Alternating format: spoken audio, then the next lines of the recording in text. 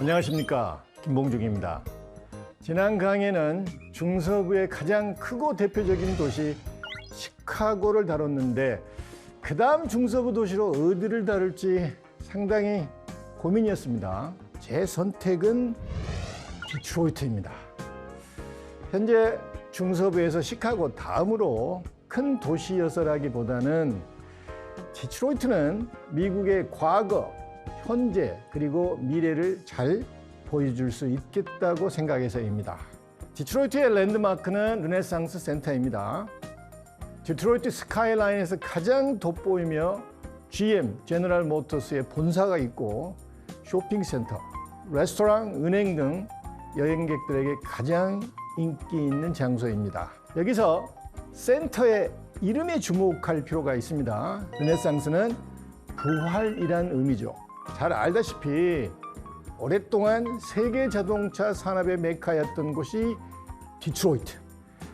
그러나 시들어가는 미국 제조업의 상징, 화려한 현대식 르네상스 센터의 거울에 비추이는 낡고 퇴색된 건물들. 과연 이 건물이 지향하는 것처럼 디트로이트는 부활할 수 있을까요?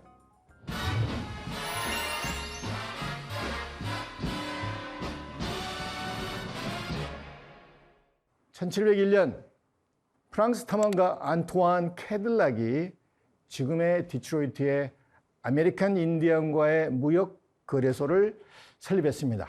캐딜락. 어디서 많이 들어본 이름이죠? 미국의 대표적인 고급 승용차 브랜드인 캐딜락은 디트로이트를 발견한 캐딜락의 이름을 딴 것입니다. 캐딜락은 발견한 곳을 디트로이트라고 했는데 불어로 해협이라는 의미입니다. 디트로이트는 1763년까지 프랑스의 영토였습니다. 디트로이트는 오데호와 캐나다 지역에서 인디언과의 무역을 위한 거점 지역이었죠. 게다가 경쟁 국가였던 영국의 진출을 감시할 수 있는 군사적 요충이기도 했습니다. 1756년부터 1763년까지 북아메리카 식민지 지배권을 두고 프랑스와 영국은 세계적인 전쟁을 벌였습니다. 유럽에서는 그것을 7년 전쟁이라고 하죠. 그 전쟁의 한 부분이 북아메리카에서도 발생한 것입니다. 미국은 그 전쟁을 프랑스와 인디언과의 전쟁이라고 합니다. 이 용어는 미국 사람들도 헷갈리는 용어인데 프랑스와 인디언이 싸우는 것이 아니라 프랑스와 인디언이 한편이 되고 영국과 영국의 북아메리카 식민지, 즉 훗날에 미국이 한편이 되어서 서로 전쟁을 했다는 얘기입니다. 그럼 왜 인디언들은 프랑스 편을 들었을까요? 전부는 아니지만 대체로 인디언 원주민들은 프랑스와 동맹을 맺었습니다. 프랑스는 주로 인디언과의 교역에 관심이 있었기에 평화로운 관계를 유지했습니다. 하지만 영국의 북아메리카 식민지인들, 즉 미국인들은 대체로 정착에 관심이 있었기에 인디언들에게는 불편한 존재였죠. 만약 인디언들이 전쟁에서 패배하면 또 많은 땅을 미국인들에게 뺏길 것이기 때문이었습니다. 전쟁에서 누가 이겼을까요? 영국입니다. 영국은 북아메리카의 캐나다 식민지를 획득했는데 오데오 강과 오하이오 강 유역 전체가 영국의 영토가 된 것이죠. 디트로이트도 그 중에 하나였습니다. 그런데 프랑스와 인디언과의 전쟁은 미국의 독립에도 중요한 사건입니다. 언뜻 이해가 되지 않죠. 어떻게 이것이 미국 독립으로 가는 계기가 되었는지 의아할 것입니다.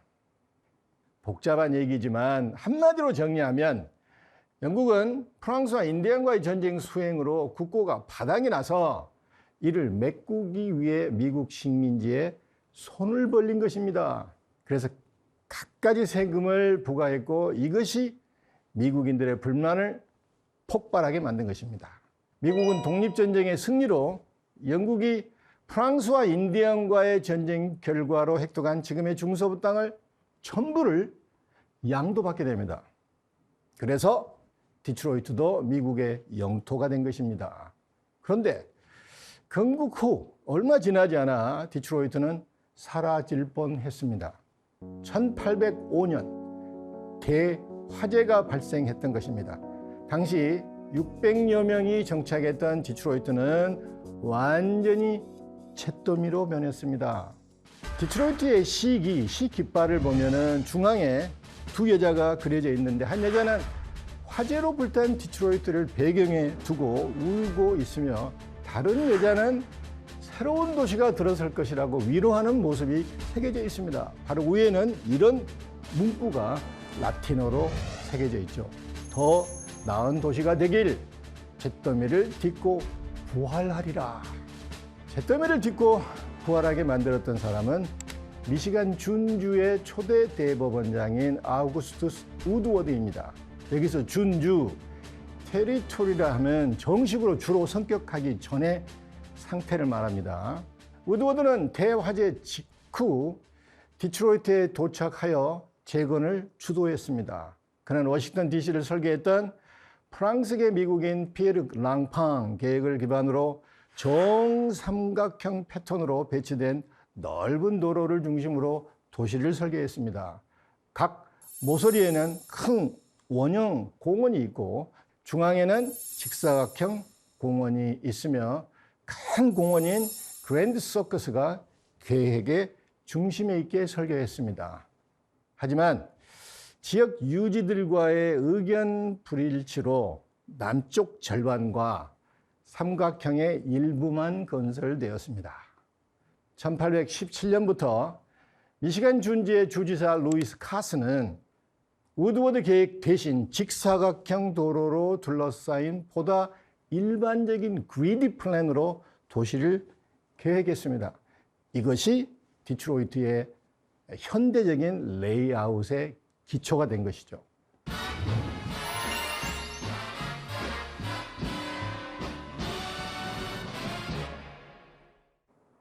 디트로이트가 미국 자동차의 메카가 되었는데 여기에는 헨리 포드의 역할이 결정적이었죠. 1896년에 이 마차 무역이 번성하자 포드는 맥 애비뉴 임대 작업장에서 첫 자동차를 만들었고 1903년 포드 자동차 회사를 설립했습니다. 포드는 어셈블리 라인을 이용해서 자동차를 대량 생산하게 됩니다. 그렇게 해서 자동차의 생산가를 낮춤으로써 일반인들이 자동차를 소유할 수 있도록 만들었습니다. T 자동차 모델은 1908년에 $850였는데 1924년에는 $300 정도밖에 되지 않았습니다. 현재 한화로 700만 정도밖에 되지 않았죠. 자동차를 소유한 미국인 2명 중에 1명은 모델 T를 소유할 정도로 모델 T는 미국인들의 국민차가 되었습니다. 모든 사람들이 헨리 포드를 좋아할 수밖에 없었죠. 그는 미국의 영웅이 되었고 디트로이트는 세계 자동차의 수도로서 미국 산업을 주도하는 산업 1번지가 되었습니다. 자동차 산업의 발전과 관련 산업이 함께 성황을 누리면서 디트로이트는 세계에서 가장 부유한 항구 도시가 되었습니다. 1908년 디트로이트가 지구상에서 가장 큰 상업 동맥으로 불리게 된 것은 과장이 아닙니다. 자동차 산업의 호황으로 디트로이트는 1920년에 뉴욕, 시카고, 필라델피아 이어 미국에서 네 번째로 큰 도시가 되었습니다. 포드가 가져온 자동차 혁명은 미국의 문명사에서 매우 중요한 위치를 차지합니다. 미국 제조업을 비롯한 산업뿐만 아니라 여러 문화적인 면에서도 자동차의 영향은 지대했습니다. 우선 자동차의 생활화로 도로망이 확충되기 시작했습니다. 이전까지는 철도와 운하가 주요 운송수단이었고 이것이 하나의 동맥으로서 주요 지역과 도시들을 연결했다면 자동차 도로는 하나의 실핏줄로서 미국 곳곳을 연결해 주었습니다. 도로의 확충으로 이동인구가 늘어나자 도로 주변에 모텔이 들어서게 되었는데 이는 자동차의 모터와 호텔의 합성어인 것입니다. 미국인들이 휴가를 보내는 문화에도 변화가 생깁니다. 자동차가 없었을 때나 자동차가 소수 부유층의 전유물이었을 때는 사람들은 휴가를 멀리 가지 못했는데 이제 먼 곳까지 갈 수 있게 된 것이죠. 미국의 1920년대를 흥청망청의 시대 혹은 갖가지 서술로 표현을 하죠. 1925년에 출판된 F. 피츠제럴드의 위대한 개츠비의 배경이기도 하죠. 이 소설은 몇 번 영화로도 나왔는데 영화를 보면 멋진 자동차가 많이 등장합니다. 자동차는 계급과 신분의 신분증 같은 것이었죠. 포드의 자동차 혁명은 이렇듯 다양한 영역에서 미국 문명에 영향을 끼쳤습니다. 1970년대부터 디트로이트는 급격히 쇠락하기 시작했습니다. 그 시작은 자동차 산업의 붕괴였죠.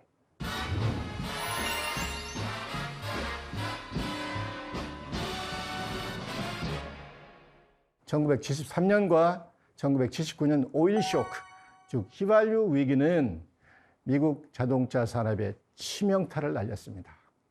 구매자들은 휘발유 가격이 오르자 일본 자동차와 같이 작고 연료 효율적인 외국산 자동차를 선호했습니다. 디트로이트 자동차 제조업체는 수천 명의 직원을 해고하고 공장을 폐쇄했습니다. 1950년 200만 명에 있던 인구가 2010년에는 71만 명으로 줄었습니다. 1972년과 2015년 사이에 3분의 2 이상의 사업장이 문을 닫았습니다. 도시 내 빈곤층 비율이 높아갔고 부동산 가치가 하락하면서 곳곳에서 버려진 건물의 숫자가 늘어났습니다. 높은 범죄율은 도시를 더욱 황폐하게 만들었습니다. 2000년대에 들어서면서 디트로이트의 재정은 더욱 악화되어 갔고 2013년 7월 결국 디트로이트 시는 파산 신청을 하게 되었습니다.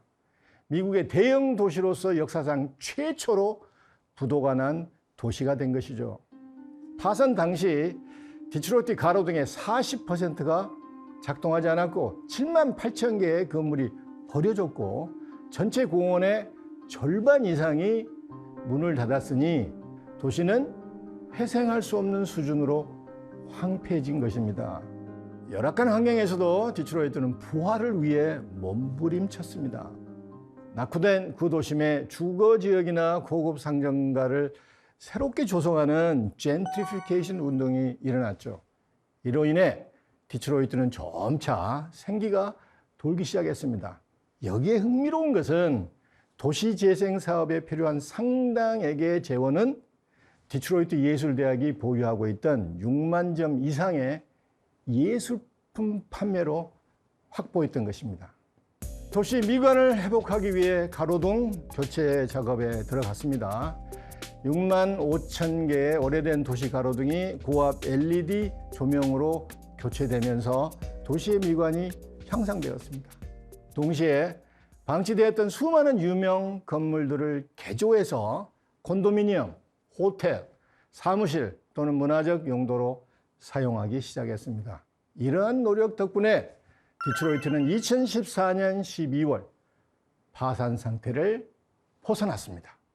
젠트리피케이션 같은 도시 재생 사업으로 인해 디트로이트의 외형적 모습은 이전에 비해 훨씬 나아진 것은 사실입니다. 하지만 도시의 가장 큰 문제는 빈곤입니다. 현재 디트로이트 빈곤율은 30%를 상회합니다. 전국 평균보다 무려 3배나 높은 수치입니다. 백인 중산층이 도심에 들어와 사업을 함으로써 도시가 옛날의 생동감을 찾을 수 있지만 도시의 빈민층이 중산층의 대열에 합류할 수 있게 하는 교육과 제도, 그리고 그들의 의지가 수반되지 않는다면 디트로이트의 미래는 암울할 뿐입니다. 특히 교육의 문제가 심각한데 디트로이트 인구의 47%가 기능적 문맹이라고 합니다. 인구 절반 정도가 일에 필요한 읽고 쓰는 능력을 갖추지 않고 있다는 얘기입니다. 경제적 문제는 물론이고 이러한 사회적 문제가 해결되지 않는 한 디트로이트는 미국에서 가장 살기 나쁜 최악의 도시라는 오명에서 쉽게 벗어날 수 없을 것 같습니다. 앞에서 얘기했듯이 디트로이트 시 깃발에 새겨진 문구가 더 나은 도시가 되길 잿더미를 딛고 부활하리라. 1805년 대화재를 딛고 부활한 디트로이트가 지금의 어려움을 극복하고 부활할지 지켜봐야 하겠습니다. 다음 시간에는 독특한 문화와 음악 그리고 풍요롭고 다양한 역사를 품고 있는 뉴올리언스를 소개하겠습니다. 감사합니다.